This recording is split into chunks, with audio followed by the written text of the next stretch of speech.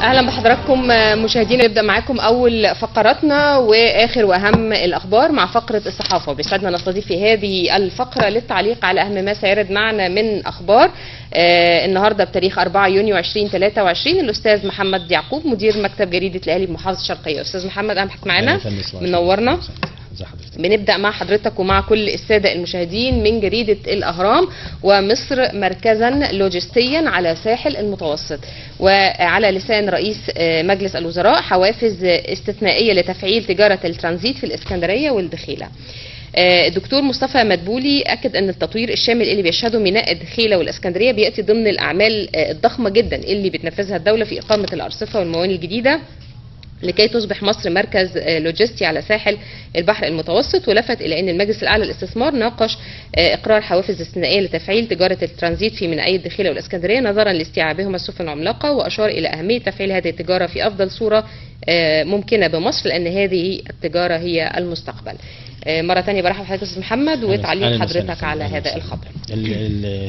يعني هو مصر مركزا لوجستيا على مستوى العالم، يعني مصر إن شاء الله بتحتوي فيها، يعني هيبقى فيها ميناء يعني ميناء دولي بيضخ او بيضخ للعالم الحاجات اللي هو محتاجها. النهارده مثلا هي الاسكندريه والدخيله معاهم الميناء، معاهم الماكس، يعني هو رابطهم ببعضيهم. خد بال حضرتك، عشان تعتبر المنطقه دي المنطقه رقم 1 على البحر المتوسط.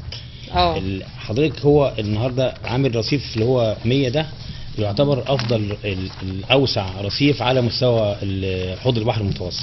عشان هيجي يعني هو عايز يعمل مصر يعني تبقى فيها مرحله من التفريغ او يعني ترانزيت، يعني هيحط هنا عشان حد غيره بقى يجي يشيل بعد كده. فادي رصيف 100 مثلا هيشغل القطار السريع، هيشتغل العين السخنه، مرسى مطروح، الاسكندريه. وعشان لان ده ممر يعني مهم جدا في تاريخ في تاريخ التجاره في مصر. يعني بدانا نعمل نقله نوعيه في التجاره في مصر على مستوى في حدود اسكندريه، باعتبار ان اسكندريه بنصدر منها 60%، او يعني حجم التجاره المتعامل عليها في اسكندريه 60% من التجاره المصريه. اذا كان لازم ان احنا ننظر اليها بشكل كويس، وان احنا نفعل دورها بشكل اوضح واكثر، يعني قد يكون اكثر من ذلك. حضرتك بعد كده في عندنا يعني الرصيف ده يعتبر عن يعني افضل رصيف على مستوى البحر المتوسط والبحر الاحمر. خد بال حضرتك، هو هنا بيربط برضو بين البحر الاحمر والبحر المتوسط على اعتبار ان هو عنده مكان استراتيجي هيحط فيه وهيحمل للاخرين. رئيس مجلس الوزراء لما نزل اسكندريه قابله الدكتور محمد شريف محافظ الاسكندريه وجاكلين عازر واحمد جمال نواب المحافظ، ودرسوا المشروع، او ده يعني هم افتتحوا او يعني يعني بيشوفوا ايه اللي هيتم بعد كده. بعد كده دخل زار نفق السادات اللي هو بتاع السيارات، واستقبلهم الاستاذ مختار حسين رئيس جهاز الساحل الشمالي الاوسط، وقعدوا مع بعض بحثوا ما يتم وما يعني ما هي الخطط المستقبليه، احنا هنعمل ايه بعد كده، يعني ماذا بعد، باعتبار ان رئيس مجلس الوزراء جاي دي الزياره الثانيه في اسكندريه في مرحله قريبه، يعني لانه بيبحث كيف يتم تطوير الاسكندريه والوصول بها الى ان تكون تضخ تجاره او تفرغ التجاره المصريه اكثر من 60%. هي النهارده 60%، هو بيسعى ان هي تكون اكثر من ذلك. هو قدر يعمل الاسكندريه والدخيله ومعاهم الميناء بتاع الماكس ده على اعتبار ان هم 3 رابطين ببعض.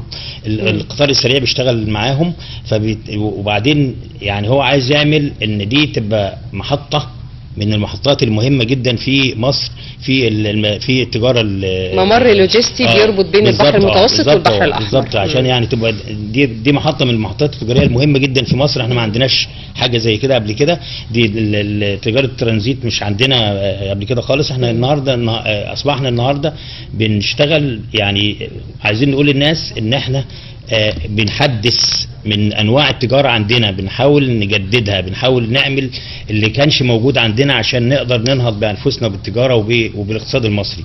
ده عمل عظيم، عمل كبير جدا، بيستهلك او يعني حوالي حاجه يعني كم مليار كده. هو قدر رئيس مجلس الوزراء ان هو يضخ اموال كثيره على انه يعمل هذا الرافد او هذه على ميناء اسكندريه والدخيل. احنا بنشكر الرئيس على هذا، وبنقول ان ده يعتبر انجاز بيتحقق في مصر. مش الناس بتقول ان الفلوس بتروح فين ومش عارف ايه، اهي يعني خدي بال حضرتك في حاجات مهمه جدا بتتم. مش لازم الانسان يعرف كل حاجه بتتم، مش كل حاجه بتعلن. الانسان المواطن عليه ان هو ينشغل بحاله، وعلينا ان احنا ان الاداره في مصر عارفه شغلها كويس ودايره الموضوع بشكل جيد.